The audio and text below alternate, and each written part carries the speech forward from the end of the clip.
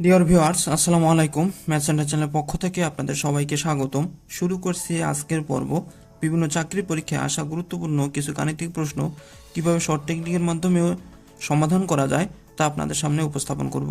প্রথমত আমরা একটি প্রশ্ন লক্ষ্য করি, কয়েকটি কাজ 9 দিনে এবং খ 18 দিনে করতে পারে। তারা একত্রে কাজ আরম্ভ করার কয়েকদিন পর ক কাজটি অসমাপ্ত রেখে চলে যায়, বাকি কাজটুকু খ 6 দিনে শেষ করে।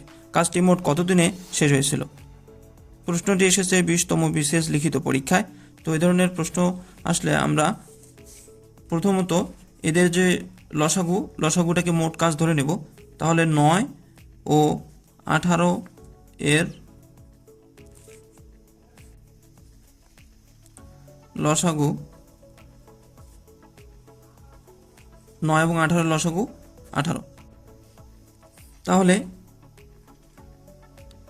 ক এবং খ একত্রে, ক ও খ একত্রে করে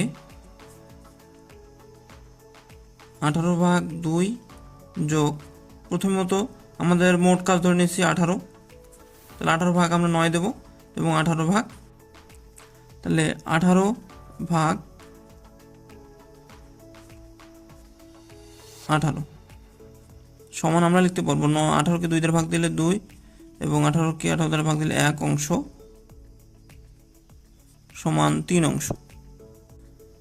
বাকি কাজ কতটুকু? এখানে বলছে যে খ 6 দিনে শেষ করে। আচ্ছা, তাহলে আমরা বাকি কাজ ধরে নিলাম। আমরা 18 অংশ কাজ টোটাল, তার থেকে আমরা 6 অংশ কাজ বাদ দেব। 18 মাইনাস 6 অংশ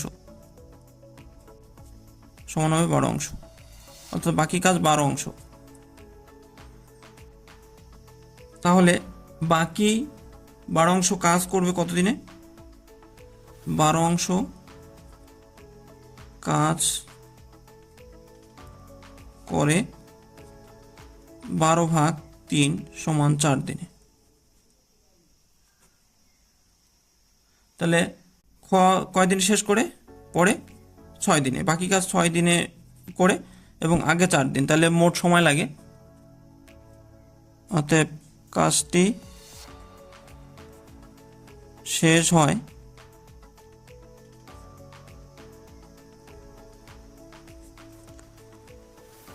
4 যোগ 6 দিনে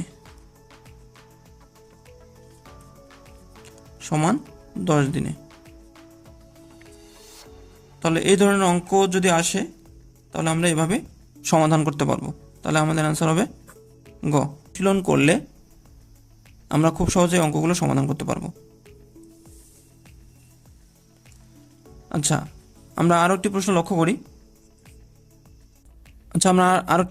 করি। ক যে কাজ 12 দিনে করতে পারে, খ সে কাজ 15 দিনে এবং গ 20 দিনে করতে পারলে তারা একত্রে কাজটি কত দিনে শেষ করতে পারবে? তো এই ধরনের প্রশ্ন সলভ করার জন্য আমরা একটা শর্টকাট সূত্র অ্যাপ্লাই করব। সেটা হচ্ছে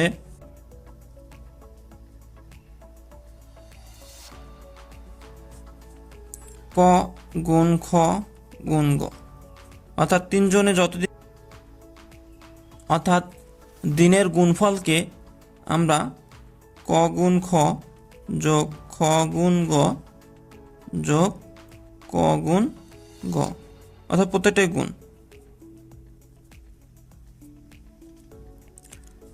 তাহলে আমরা যদি সংখ্যাগুলোকে গুণ করে দেই, 12 গুণ 15 গুণ 20 বাই হচ্ছে 12 গুণ 15 যোগ 15 গুণ 20 যোগ 12 গুণ 20। তাহলে এই উপরের গুণফলটা এবং নিচের যে গুণফলের যোগফল অংশটা ভাগ করে দিলে আমাদের অ্যান্সার চলে আসবে। তো এখানে গুণ এবং ভাগ করলে অ্যান্সার চলে আসবে 5 দিনে। তাহলে আমাদের অ্যান্সার হবে 5। অর্থাৎ আমরা যদি এই ধরনের প্রশ্ন আসে তাহলে আমরা এই শর্টকাট সূত্রের মাধ্যমে খুব সহজেই সমাধান করতে পারি। আচ্ছা, আমরা আরেকটি প্রশ্ন লক্ষ্য করি। একটি চৌবাচ্চা 3টি নল দিয়ে যথাক্রমে 8, 12 এবং 24 ঘন্টায় পূর্ণ হতে পারে। 3টি নল একসঙ্গে খুলে দিলে চৌবাচ্চাটির 3/4 পূর্ণ হতে কত সময় লাগবে? তো প্রথমত আমরা সম্পূর্ণ চৌবাচ্চাটি পূর্ণ হতে যত সময় লাগবে সেটা আমরা বের করব। সেটার জন্য একটা শর্টকাট সূত্র অ্যাপ্লাই করব, সেটা হচ্ছে 1/টোটাল টি, অর্থাৎ সম্পূর্ণ সময় পূর্ণ হতে যে সময় লাগবে সেটা হচ্ছে টি, এবং এটাকে T1, এটাকে T2 এবং এটাকে T3 ধরলাম। তাহলে T1 প্লাস 1/T2 যোগ 1/T3।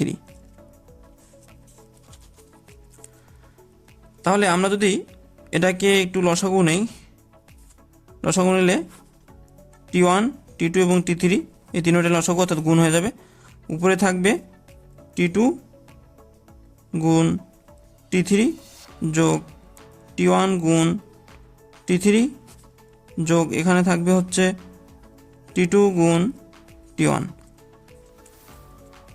তাই এটাকে যদি আমরা উল্টাই দেই তাহলে T সমান পাচ্ছি T1 গুণ T2 গুণ T3 ভাগ হচ্ছে T2 গুণ T3 যোগ T1 গুণ T3 যোগ T2 গুণ T1। আচ্ছা, যেহেতু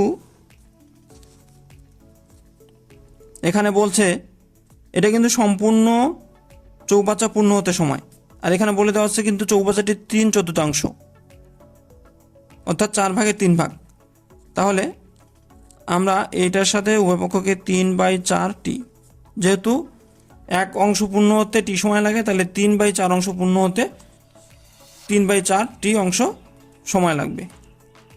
তাহলে এটাকে আমরা কি করব, T1 গুণ T2 গুণ T3 এর সাথে গুণ দেবো 3/4, এবং নিচে যা গুণফল আছে সেটা আমরা ইউজ করব। T2 গুণ T3 যোগ T1 গুণ T3 যোগ T2 গুণ T1। তাহলে আমরা যদি এখানে ক্যালকুলেশন করে নেই, T1 এর মান কত, 8 গুণ 12 গুণ 24, এবং নিচে কি হবে, T2 হচ্ছে 12 গুণ 24 যোগ T1 হচ্ছে 8, T3 হচ্ছে 24 যোগ T2 হচ্ছে 12 গুণ T1 হচ্ছে 8। তাহলে উপরে যে গুণফলটাকে আর নিচের যে গুণফল করে যোগফল অংশ দ্বারা ভাগ দিলে যে অ্যান্সারটা চলে আসবে সেটাই আমাদের চৌবাচ্চাটির 3য় অংশ পূর্ণ হতে যে সময় লাগবে সেই সময়। তাহলে ভাগ করলে আমাদের ভাগফল আসে 2 ঘন্টা, অর্থাৎ চৌবাচ্চাটির 3/4 অংশ পূর্ণ হতে সময় লাগবে 2 ঘন্টা।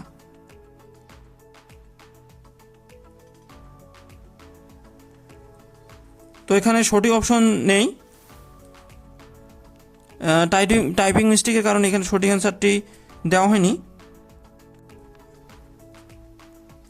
তাহলে অ্যান্সার হবে 2 ঘন্টা, তাহলে আমাদের অ্যান্সার হবে ক।